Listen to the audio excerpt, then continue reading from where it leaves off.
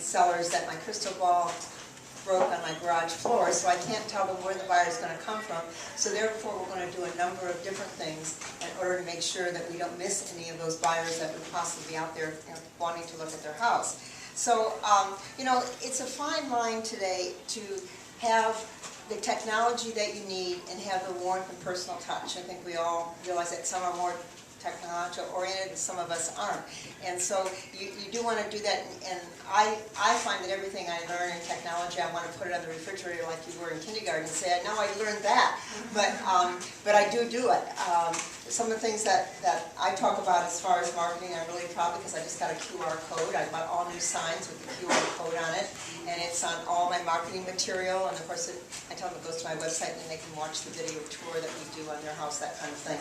I do a lot of things that probably you all do too, but I do emphasize these things to them because I think most of the people that you meet haven't sold a house in a long time. And so it's exciting for them to see, some of the things that you can do.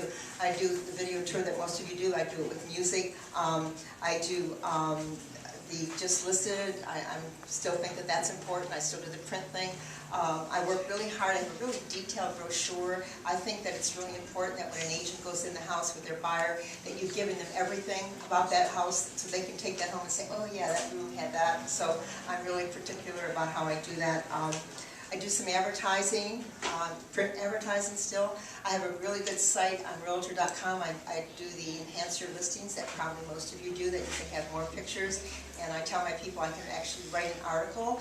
I have a lot more characters that I can use. I actually tell them exactly how many characters are on the MLS. And I say it's 1,024 characters. I do it on a Word document because you're going to have so many wonderful things in your house that it won't fit on that unless I know where to abbreviate. So I tell them that it's a lot of work to do this and that I want it to look really good and that I'm going to take the details and the time to make it look really good, and that on the Realtor.com site that we have even more characters so that I can make it sound like a magazine article.